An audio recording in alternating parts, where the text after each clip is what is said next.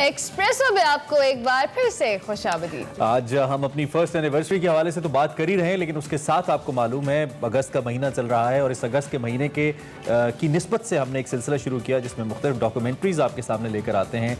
कल हमने सियासत पे बात की थी कि सियासत के सीने में दिल नहीं होता। आगे बढ़ते हुए हमने मुख्तलिफ जो समाजी मौज़ूआत हैं उसको भी हमने ज़रूर आपके सामने लेकर आना है। और आज जिस मौजू पे हम बात करने जा रहे हैं वो है ख्वाजा सरा और उनकी ज़िंदगी। और ख्वाजा सरा हमारे माशरे के एक अहम हिस्सा होने के बावजूद हमको वो अहमियत क्यों नहीं दे पाते और उनको कौन से चैलेंजेस का सामना होता है और किस तरीके से वो एक मौसर शहरी बन सकते हैं, इस सारे मौजू पे हमने बात करने की कोशिश की है आज के इस हिस्से में। अगस्त का सिलसिला है और ये डॉक्यूमेंट्री आपकी नज़र है।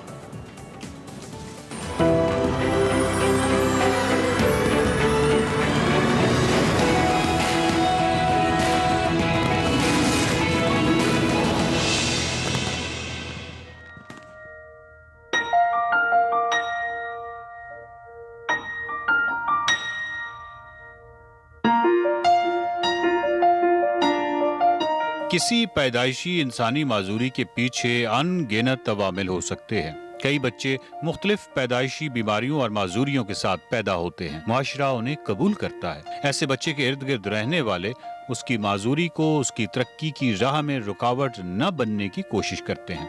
लेकिन एक माजूरी ऐसी है कि इर्द गिर्द का मुआशरा तो रहा एक तरफ, वालिदैन तक छोड़ देते हैं। कैसी अजीब बात है कि एक बच्चा जो जिनसी आज़ा के हवाले से माजूरी लेकर पैदा हो, उसको उसके वालिदैन तक ने छोड़ दिया। ऐसे बच्चों और अफराद को मुआशरा हिजड़ा कहता है। माँ बाप जो अपने बच्चों को शदीद तरीन तकलीफ के बावजूद नहीं छोड़ते, उन्होंने भी छोड़ दिया।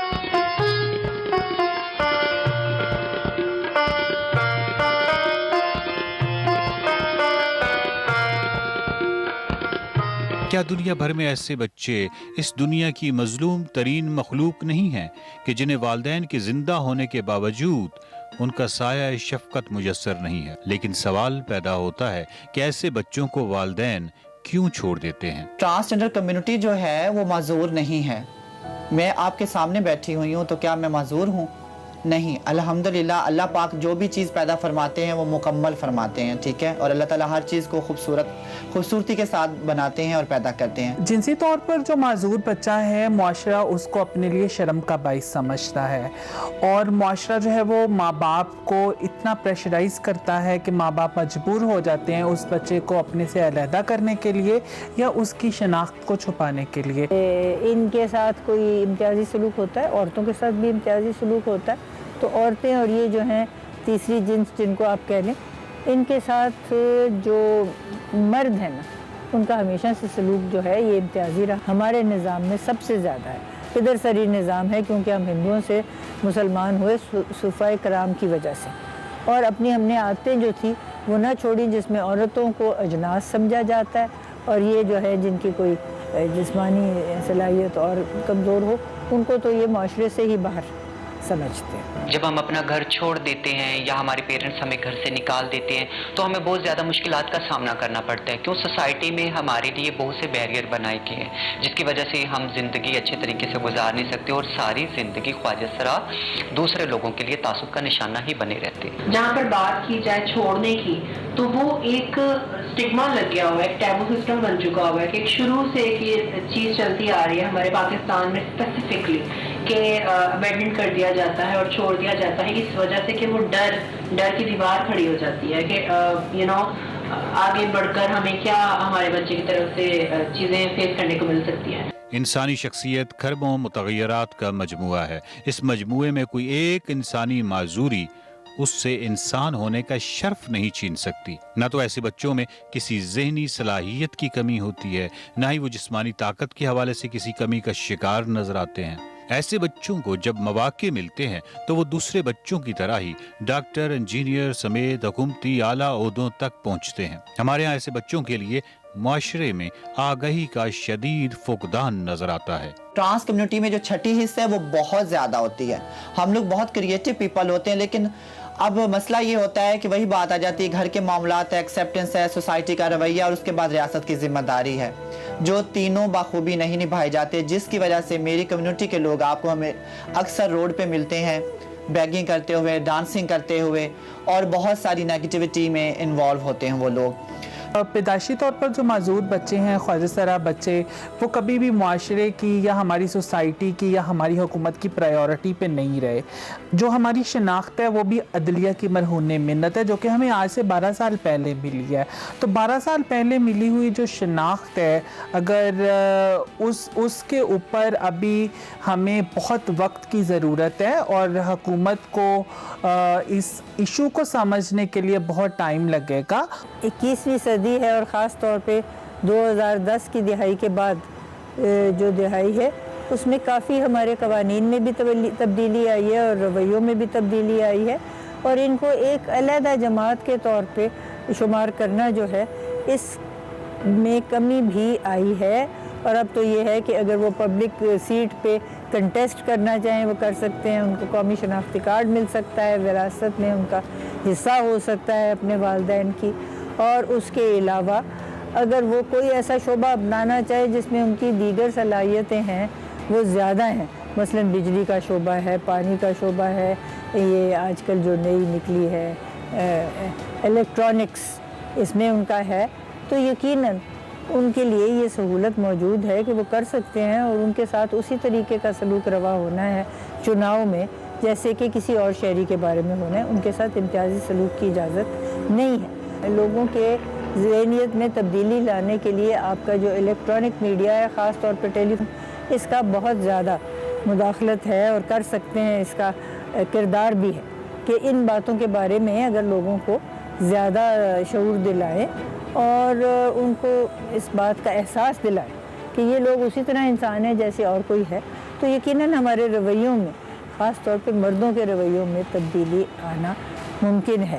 میں یہاں پر گورنمنٹ سے اور سول سوسائٹی سے یہی اپیل کروں گی کہ وہ خواجہ سراؤں کو نظر انداز نہ کریں, ان کے لیے اسکلس ڈیولپمنٹ بنائیں, ایجوکیشن ان کو دی جائے, ان کے لیے فنڈ ریز کیا جائے, ان کے لیے این جی اوز ورک کریں, تاکہ جو خواجہ سرا روڈوں پر جا کر بیگنگ, ویڈنگ یا ڈفرینٹ ایکٹیویٹیز میں ہوتے ہیں وہ یہ کام نہ کر سکے. جتنے بھی ادارے ہیں جو رسپانسبل ہے جو اپنا ایک اسٹیٹس رکھتے ہیں, ان لوگوں کو اسکالرشپ کے اوپر ان کو ایڈمیشن دینا چاہیے تاکہ یہ پڑھائی مکمل کر سکیں, بیسک ایجوکیشن لے سکیں, پھر آگے انڈر گریجویٹ ہو سکیں یا پوسٹ گریجویٹ ہو سکیں, پراپرلی ڈگریز لے سکیں, تاکہ they can run their own life, their on businesses, their on jobs, یہ اتنے ایلیجیبل ہو سکیں کہ ان کو سڑکوں پہ مانگنے کی ضرورت نہ پڑے, یا پھر کسی کے در پہ بیٹھنے کی ضرورت نہ پڑے, کسی کے گرو سسٹم میں آنے کی ضرورت نہ پڑے. They can live their own life independently. ہم نے دیکھا ہے کہ جب بھی جنسی حوالے سے کسی معذوری کی شکار بچے کو مواقع ملے ہیں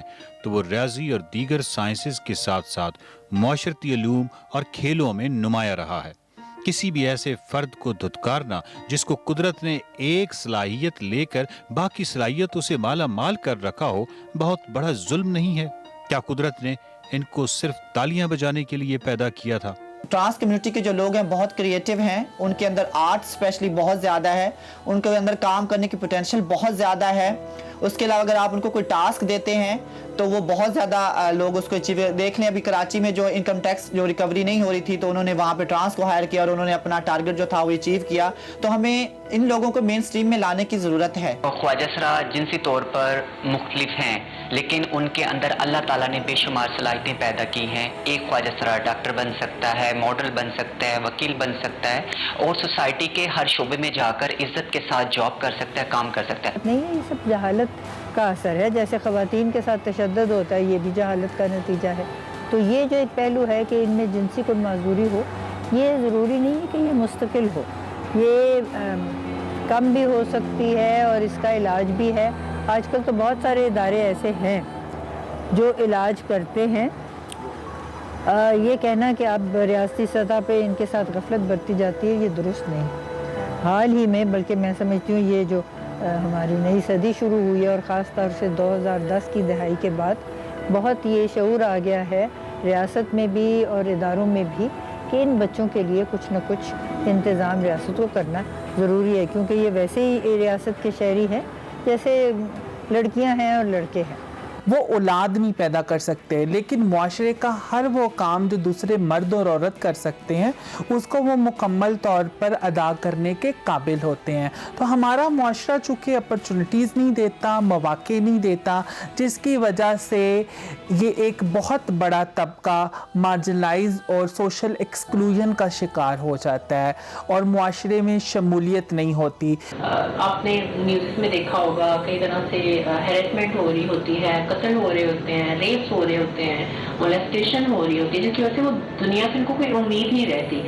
ऐसी कई हद तक मुझे भी दुनिया से उम्मीद नहीं है, दैट्स व्हाई मुझे अपने आप के ऊपर यकीन है। मैं खुद के लिए काम कर रही हूँ, मैं किसी और के लिए नहीं कर रही। तो इनको भी चाहिए कि खुद के लिए काम करें, अपना नाम बनाएं, और अगर अपना नाम बनाने का इनको इंटरेस्ट नहीं है तो एटलीस्ट अपना कारोबार शुरू कर लें, किसी किस्म का भी, छोटा ही क्यों ना हो। एक और जाविये से देखें तो ऐसे बच्चों और अफराद के हम सब मुजरिम हैं, पूरा मुआशरा मुजरिम है। ऐसे अफराद जिनको उर्फ़ आम में हिजड़े कहा जाता है, चौकों पर तालियां बजाते और भीख मांगते फिरते हैं। लेकिन क्या यह हमारा रोजमर्रा का मुशाहिदा नहीं कि इनकी किस कदर तज़हीक की जाती है। वो पूरी जिंदगी हर लम्हे मजाक और तंज का निशाना बनते हैं। ऐसे इंसान जो महसिवाय एक माजूरी के बिल्कुल हमारे जैसे इंसान हैं, क्यों इस कदर तज़हीक का निशाना बनते हैं?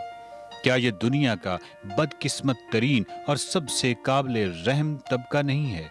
रियासती इक़दामात तो एक तरफ, सबसे पहले तो हम सबको अपने आप को बदलने की ज़रूरत है। अगर किसी ऐसे बच्चे को वालिदैन रखने को राज़ी न भी हों तो बाकी ज़िम्मेदार और तालीम याफ्ता शहरियों को आगे बढ़कर ऐसे बच्चों की परवरिश करनी चाहिए। किसी ऐसे बच्चे का मुस्तकबिल संवर जाए और वो एक बाइज़्ज़त शहरी बन जाए तो इससे बढ़कर खूबसूरत और नेक काम और क्या होगा।